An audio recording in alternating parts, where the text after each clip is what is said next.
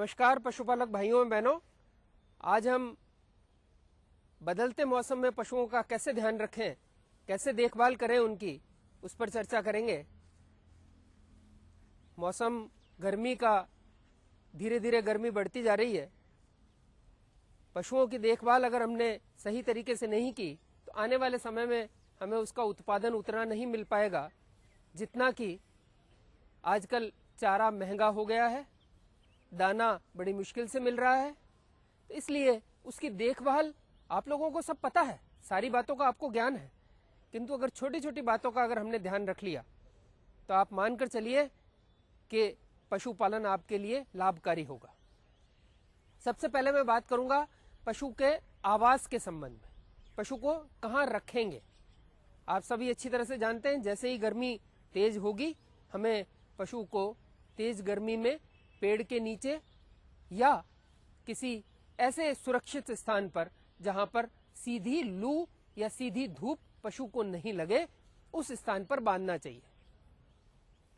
अगर पशुपालक भाई आप अच्छी तरह से जानते हैं, तेज लू का मौसम है, हमने उसको अगर किसी पेड़ के नीचे बांध दिया तो बहुत अच्छा, किंतु सारे पशुओं को उस पेड़ के नीचे नहीं बांध सकते। हमने अगर किसी उसके सुरक्षित स्थान पर बांधा, वहां पर अगर हम चारों तरफ अगर बोरों से सिलाई कर दें और उसके ऊपर बीच बीच में अगर थोड़ा सा पानी का छिड़काव कर दें तो पशु को गर्मी नहीं लगेगी। हमारे पशुपालक भाई बहन बहुत अच्छी तरह से जानते हैं, महिलाएं जब 10-11 बजे अपने प्रतिदिन के कार्य से निवृत्त होती हैं तो वो अधिकतर भैंसों को पानी पिलाने के लिए लेके जाती हैं और वो हैंडपंप से पानी भरकर और भैंस को उसी समय नहला भी देती है। मैं इस संबंध में पशुपालक भाई बहनों को कहना चाहूंगा, अगर संभव हो तो एक बाल्टी पानी साथ में ले आएं घर पर, और जिस जगह पर भैंस को या गाय को बांधने जा रहे हैं वहां लाने के बाद अगर उसको नहलाएंगे तो वो जगह भी गीली रहेगी और वो पशु को ज्यादा लाभकारी होगी। हमें जो अंग्रेजी में बीमारी है हीट स्ट्रोक, अधिक गर्मी के कारण जो होती है, तेज लू के कारण होती है, तो मनुष्य निकलता है, मनुष्य की हालत लू में खराब हो जाती है। तो पशु में हालांकि बहुत क्षमता है, बहुत वो अपने आप को बीमारियों के विरुद्ध, इस मौसम के विरुद्ध सहन करने की उसमें शक्ति दी है, किंतु फिर भी हमें उसका ध्यान रखना पड़ेगा। आवास के अतिरिक्त दूसरी अगर बात है तो वह आहार की। उसको खाना पीना क्या देना है, उसको चारा क्या देना है, दाना क्या देना है, बाटा क्या देना है, तो हमें उसका आहार भी संतुलित रखना पड़ेगा।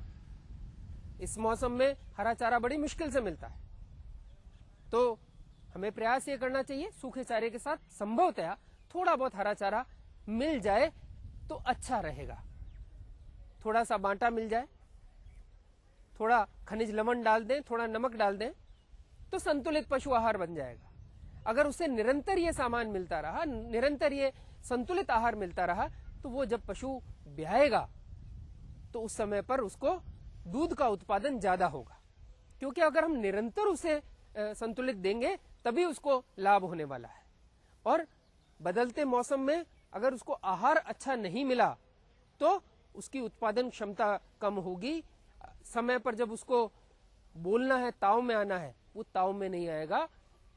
और इसके अतिरिक्त बहुत सारी कमियां पशु में आ जाती हैं जो कि इस मौसम में संभावित होती हैं। तीसरा मुख्य बिंदु है उनके स्वास्थ्य की रक्षा करना, उनकी देखभाल करना कि उनको कोई बीमारी नहीं हो। इस मौसम में बीमारी अक्सर संक्रामक रोग नहीं होते हैं, केवल भेड़ों में फिड़किया रोग देखा गया है। आजकल वायरस जो है वो अपना रूप बदलता रहता है, इसलिए खुरपका मुंहपका रोग पहले केवल सर्दियों में होता था, आजकल इस मौसम में भी होने लगा। गलघोंटू रोग पहले केवल वर्षा ऋतु में होता था, वो इस मौसम में भी होने लगा। तो अगर हमें 1 वर्ष से ज्यादा टीकाकरण करवाए हुए हो गया है तो हमें गलघोंटू, लंगड़ा बुखार, खुरपका मुंहपका, फिड़किया, इन बीमारियों के विरुद्ध पशुओं का टीकाकरण करवा लेना चाहिए। अगर हमने समय पर पशुओं का टीकाकरण करवा लिया तो उनमें बीमारी नहीं आएगी। इसी प्रकार यदि पशु बीमार है तो उसका तुरंत इलाज कराना चाहिए।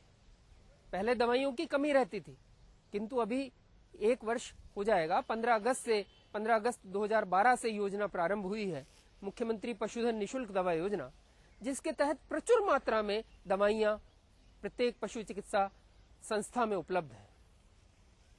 पहले शिविर आयोजन करते थे तो दवाइयां नहीं होने के कारण वहां पर सबको उचित मात्रा में दवाइयां नहीं मिल पाती थी।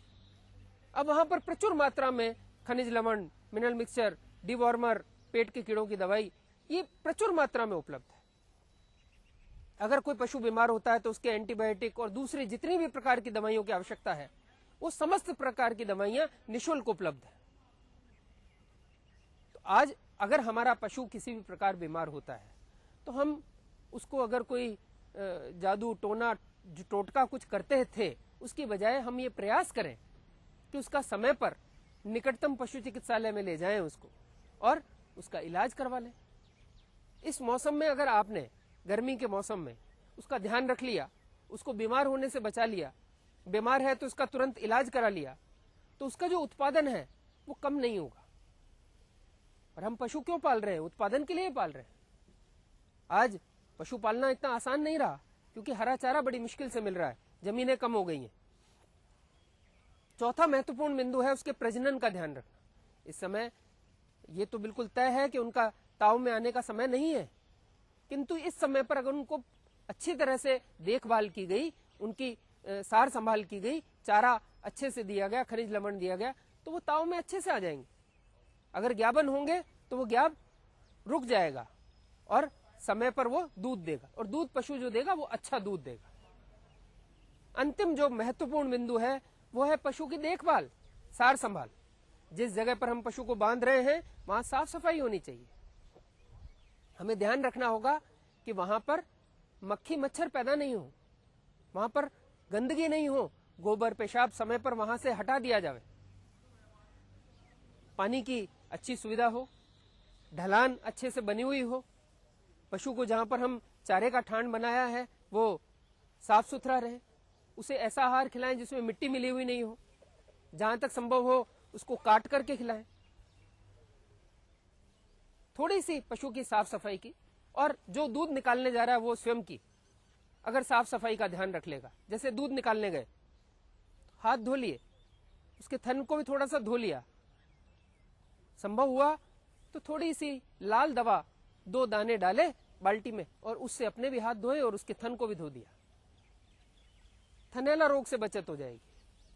तो इस प्रकार जितने भी प्रकार के रोग हैं, जितने भी प्रकार की पशु में दूध उत्पादन में कमी की संभावनाएं हैं, उनको आप देखभाल, सार संभाल के माध्यम से नियंत्रित कर सकते हैं।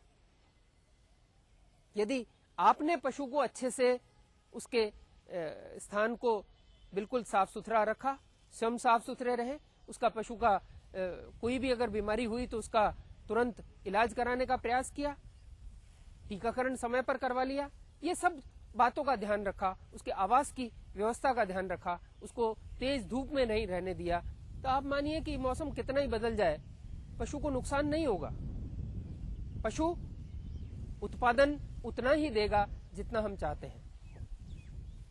यदि पशुपालक भाई चाहें, अपने क्षेत्र में वो पशु को लेकर नहीं जा सकते पशु चिकित्सालय में, तो वो निकटतम पशु चिकित्सा संस्था में बात करके ये भी कर सकते हैं कि समय पर उसका टीकाकरण हो। इसके लिए जो आपके निकटतम स्थान पर चिकित्सा का शिविर आयोजित होता है, वो शिविर आयोजन के माध्यम से एक साथ सारे पशुओं का आपके घर के पास जो ग्राम है वहीं पर भी टीकाकरण हो सकता है। तो इस प्रकार आपको सरकार की तरफ से तो सुविधाएं सारी मिल रही हैं, सभी प्रकार की दवाइयां उपलब्ध हैं।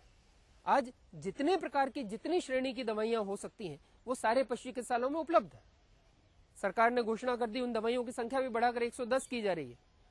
तो इस प्रकार सारी सुविधाएं मौजूद हैं। अगर पशुपालक भाई, आप सभी बहुत अच्छी तरह से जानते हैं, आप समझदार हैं, इस मौसम में अपने पशुओं की उचित देखभाल करेंगे तो दूध का उत्पादन बढ़ेगा, कम नहीं होगा।